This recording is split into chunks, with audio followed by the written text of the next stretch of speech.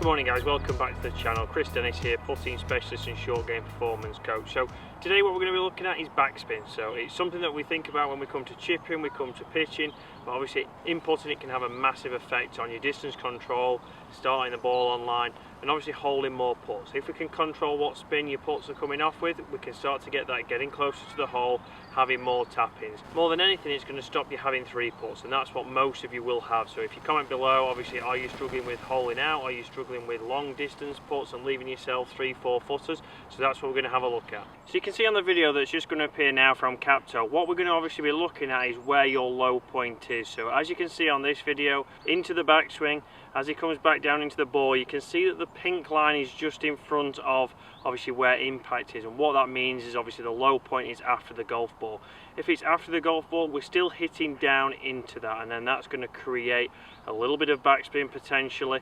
And as we see when we go on to the energy in a second, you can see that we're losing around about 10% of energy, and over 4%, 4.6 I believe, is obviously from hitting down onto the ball and giving it backspin. So although he's taking a little bit of loft off, he's still having backspin on there. So obviously, just like with a full swing, if we've got more loft than what the angle of attack is, we're going to be generating backspin. Here, the same. The ball's going to jump and then it's going to check. So if we've got a 30-foot putt, what's going to happen is that ball's going to pop up. As it's going, it's going to have a little bit of check and slow down. So a lot of times I'll see people come up short. As a compensation, next time out, they hit it way past, obviously give it a little bit more and it goes shooting past. So what we've got to do now is have a look at what we are trying to achieve. So we're trying to achieve hitting up slightly on the golf ball with taking a little bit of loft off. So on your putter, there is normally between 2 and 3 degrees. Some of yours might have 0 degrees, but a majority, so for example, I know all the Odysseys have 3 degrees. Scotty Karen, I know mine, I got fitted and I had 3 degrees on there. So we have to have a little bit of loft on the putter to encourage it up. What we're trying to do in essence is have the golf ball, we're coming up, taking a little bit of loft off, which will get that ball going straight into a little bit of topspin and a little bit of forward roll. So we'll stop it from checking, and then as a result we can judge our pace control better. So there's a few things that set up that we need to check. So again, making sure our ball position is consistent. If we start to go back, we're going to have it hitting downwards into there, and maybe our path working out to the right, which is the same in the video we've just seen. So Richard, whose numbers I used, he was hitting down slightly onto the golf ball because his ball position was slightly back, and then as a result we've got some backspin, and he was always pushing them a little bit to the right, so his left to right as he really struggled on.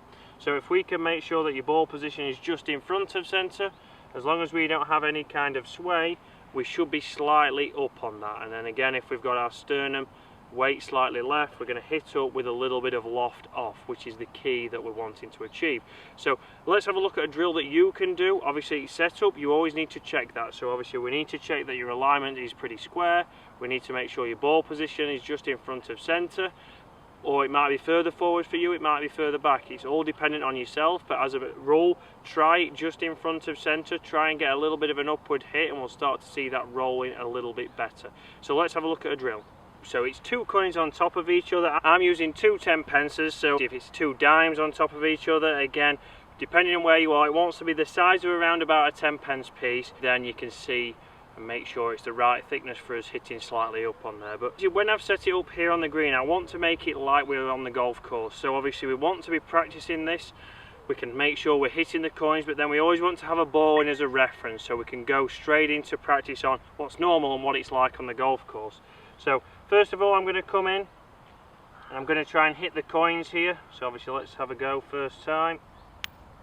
Caught them both there. So I know that I've hit down on that because I've moved both of the coins. So if I do that, I'm going to restart.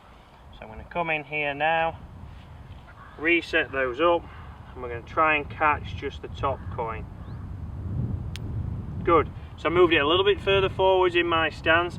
As a result, I caught the coin on the top. From here now, I'm going to come in. I found a straight putt here on the green. I'm lining it up every time to get myself the good feedback. Good, and hold that. So now, same process, bring the coin back in, line up your ball so it's ready, and we're going to go through the same routine. So I get a lot of questions from people asking me, what do I do in my warm-up, what should I do before I go out?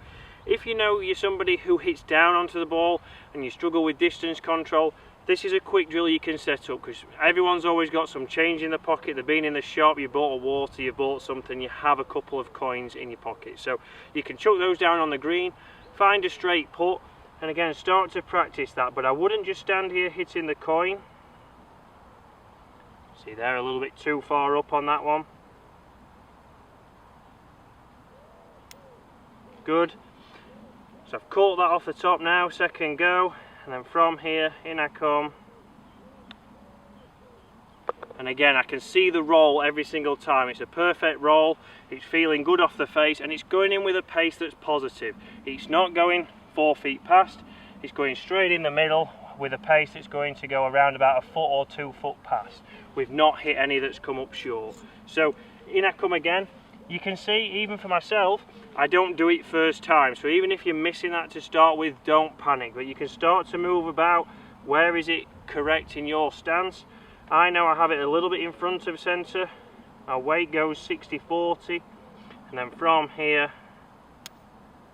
catch that first time. And then from there, in on the ball. And another great roll.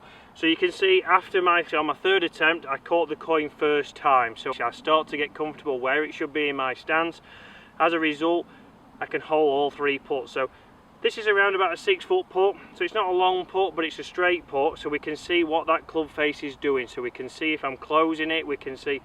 Some people worry that if they have the ball position forwards, the face is going to close and it's going to go left. You can see there I can release that putt ahead. Because my weight's a little bit left, that club face is going to be square, so I can trust that when I hit it.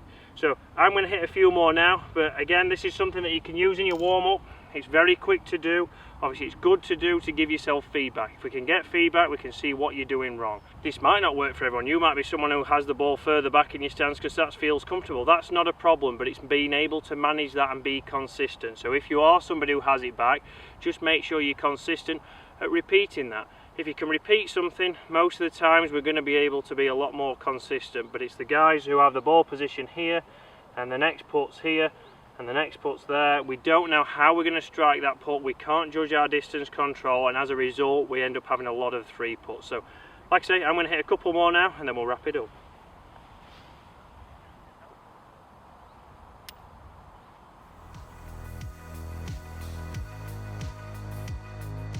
So guys, hopefully that's something that can help. So backspin is something we don't talk about a lot in putting. Obviously people start to think, oh, I'm pushing or am I pulling things. That's why I'm not getting the right distance, that's why I'm not getting the right direction. But it's very much down to what spin you're applying. So the same as your iron shots, the same as your driver shots, you need to work out what kind of spin you're putting on there and how that's affecting you negatively. So obviously if you open the face, you've got a little bit of cut spin, you're going to lose your tee shot to the right. The same here on putting. If the putter face is open, we're going to have cut spin and we're going to miss putts to the right. Again, if we're hitting down onto the golf ball, we're going to add backspin, and backspin is something that we can't control unless you can hit 1,000 putts a day. So like I've just said there, you could have your ball position back and you might put backspin on, but if you can repeat it, you can do it. But obviously what I've seen over time, I've seen a lot of good players, a lot of really good players, and a lot of mid-handicap golfers and just handicap golfers in general, is I can't see many people repeat it over and over again with backspin and be able to control the distance putts, and that's where the 3 putts come in, because we're not expected as a handicap golfer to hit the ball ridiculously close, so we're going to have a lot more 20, 30, 40 footers than most pros. As a result, we need to be better with our distance control. So you can see the drill there. All you need is a couple of coins, but it's something that you can do every single time before you go out. So guys, comment below, is backspin something that you thought of? Obviously, are you somebody who puts your putts down to pushing them and pulling them? But it might be something that you need to look at. So the 2 videos that I've included in there, you can start to see what kind of spin the ball comes off with. So if you want to film yourself and obviously see what you're doing, as you can see with the videos here in the corner, you can see which one has backspin and which one has topspin. Start to see what your pattern is, then start to see what you might be able to change at setup to make you more consistent. If we can have that ball position consistent, we can start to add a little bit of topspin. We can obviously, like I've said before, our motion can get a lot more compact, because if we're adding topspin, we might add some energy. As a result, my stroke can become short. There's a lot less that can go wrong. You can do that time and time again. we're going to save shots, we're going to lower your handicap, and obviously get you enjoying the game a little bit more. So guys, thanks for watching. Comment below any other ones, any other things you want to look at. Obviously we're doing quite a lot of putting ones. What short game ones do you want to see? Next week we'll be using the body track to show how your weight dispersion and where your weight is can affect your putter path, and again affect you being consistent. Guys, thanks for watching. I will see you again tomorrow when we're doing a little bit of short game.